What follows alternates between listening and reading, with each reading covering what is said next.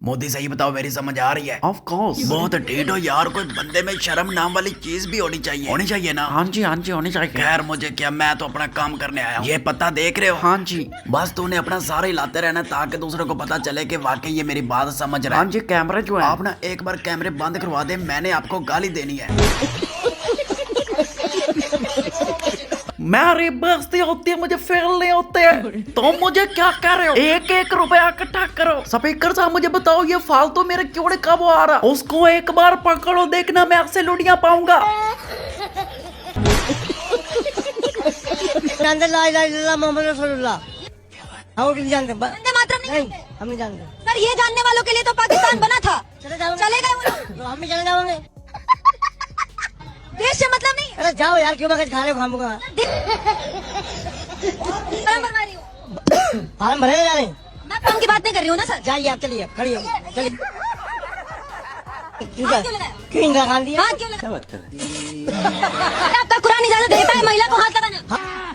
मजा आएगा ना भिड़ो। मर के थोड़ा बैठी। सर इतना छूना आपका। खड़े होकर बात कर। अल्लाह अकबर बोलने को किसने कहा? अंकल ने कहा। किसने? अंकल ने कहा जो यहाँ पे- भाई ये वो संजय गुप्ता है। नमस्कार। वीडियो मार रही है ना? जी जी, कैमरा आपकी तरफ है। हेलो, हाय, नमस्ते, सत श्री अकाल। बस हेलो ही बहुत सी। यार आज बेइज्जती ना होने देना प्लीज। हर बार कैमरे के सामने बेइज्जती हो जाती है। बेइज्जती होने के लिए बंदा भी आप जैसा होना चाहिए ना। वो तो मानता हूँ, बस अब हाथ ना छोड़ना प्लीज। तो मैं तुम्हारी अम्मी का वास्ता। नहीं छोड़ूंगा, खुश हो जा। आज अच्छी वीडियो बन गई बिना बेइज्जती के। तो दोस्तों, ये है अजय देवगन की फसल, जो अभी तक काटी ही नहीं गई। मतलब जो भी काला होता है वो आकर अजय बन जाता है। क्या ही अजय में टैलेंट था भाई, मतलब क्या काला होने का टैलेंट था। मेरे एक यहाँ पर दोस्त रहते हैं, वो भी अजय है। साथ ही वो काला है नहीं, वो गुटखा खाता है। धुरंधर मूवी बनने के बाद हर कोई अक्षय खन्ना से सेल्फियां ले रहा है और रणवीर सिंह को हीरो मानने को कोई तैयार ही नहीं।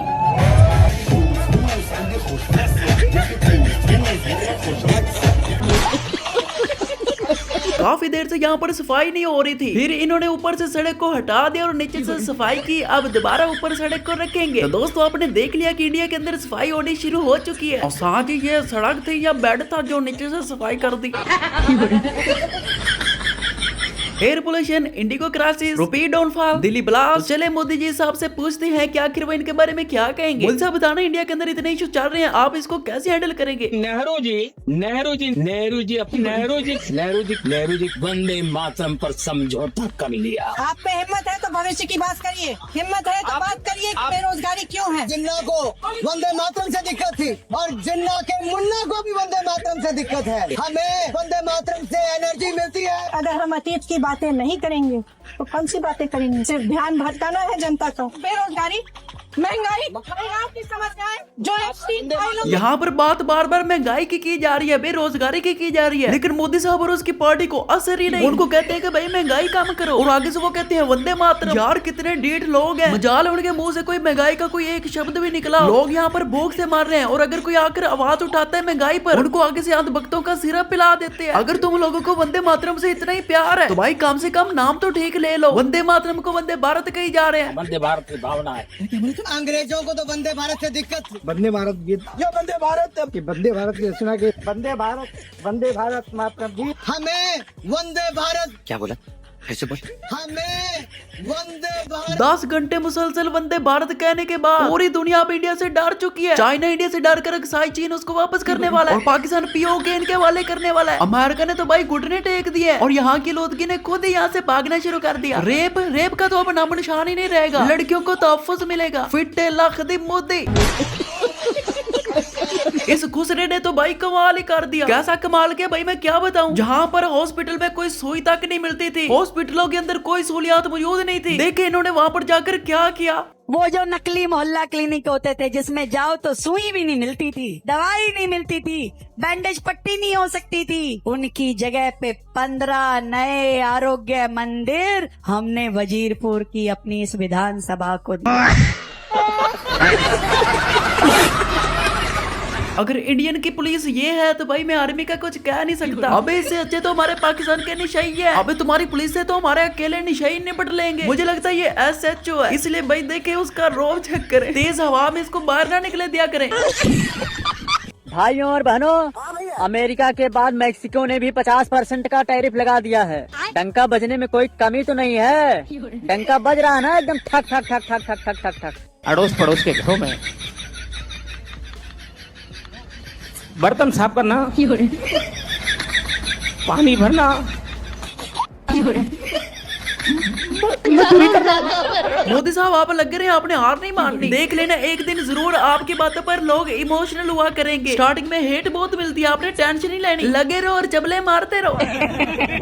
भाई चाइना वालों ने 130 करोड़ में ये स्कूल बनाया है क्योंकि उन्हें पता है कि एजुकेशन बहुत इंपॉर्टेंट होती है और चाइना के अंदर एजुकेशन पर सबसे ज्यादा फोकस किया जाता है। और भाई ये गवर्नमेंट का स्कूल है, लेकिन इंडिया कहाँ पीछे रह सकता है। चाइना वालों ने स्कूल पर 150 करोड़ लगाया, इंडिया वालों ने 15,000 करोड़ सिर्फ स्टैचू बनाने में लगा दिए। पैसा बहुत है इंडिया के पास, बस लगाने का पता नहीं है। इनके जाहिल होने की वजह से आवाम इनके भूखी मार रही है। ऐसा फजूल जाया। ये देखो मेट्रो स्टेशन बनाया था भाई, 3 महीने के बाद तेज हवा आई और सारा मेट्रो स्टेशन ही उड़ गया। शापर का बनाया था मेट्रो स्टेशन। इनकी बनाई हुई चीज की गारंटी तब तक दी जाती है जब तक वो बनाई जा रही हो।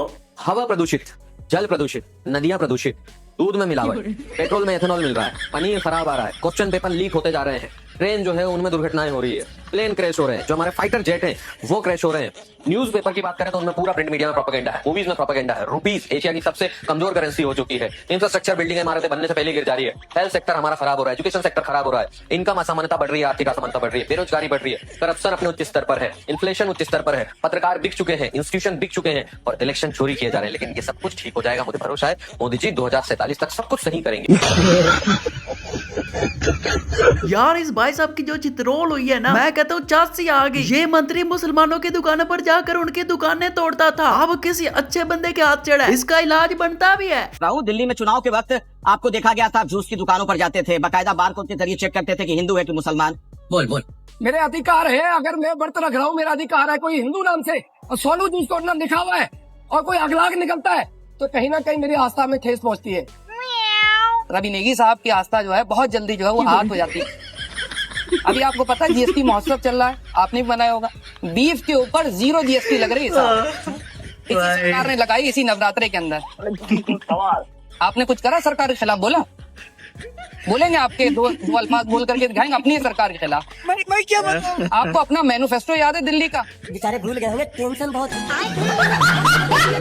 दोस्तों देखिए यहाँ पर एक मुसलमान का घर था जिसमें ये ताला लगा हुआ है। उस मुसलमान को यहाँ पर नहीं आने दे रहे। वो इसलिए नहीं आने दे रहे क्योंकि ये हिंदुओं का मोहल्ला है, यहाँ पर सारे के सारे हिंदू रहते हैं। और एक मुसलमान भाई ने एक हिंदू से ये घर खरीदा था, घर तो खरीद लिया लेकिन यहाँ पर अब आने नहीं दे रहे। वो इसलिए क्योंकि हिंदू खतरे में। पूरे मोहल्ले को एक मुसलमान से परेशानी हो सकती है भाई, फट जाती है इन हिंदुओं की, मतलब जलवा कह सकते हैं इसको भाई। अब तो हमें खुद डर लगता है कि यार हिंदू इतने डर जाते हैं हमसे। कभी कभी हमारा नहीं डराने का मूड होता है यार। अगर आप ऐसे ही डरते रहे तो यार आप तो मर जाओगे यार। मैं इंडियन गवर्नमेंट से अपील करता हूँ कि मुसलमानों से स्टाम्प लिया जाए ताकि वो मुसलमानों को डरा ना पाए। करोड़ों गरीबों को गरीबी रेखा से उन्होंने ऊपर उठाया। अत्यधिक गरीब बहुत कम हो गए हैं। कौन बोलता है? बीजेपी पिछले 10 सालों। फिर 80 करोड़ राशन किसको दे रहे हैं? पाकिस्तान वालों को। इस भाई की मैंने आपको पहले भी वीडियो दिखाई थी जिसमें ये कहता है कि मुझे गौ मूत्र बहुत पसंद है ड्रिंकिंग में। मतलब अच्छी बात है कि हिंदू होने के नाते ये पीना भी चाहिए, लेकिन दोस्तों मूत्र पीने के जो इसको साइड इफेक्ट हुए हैं वो मैं आपको अब दिखाता हूँ।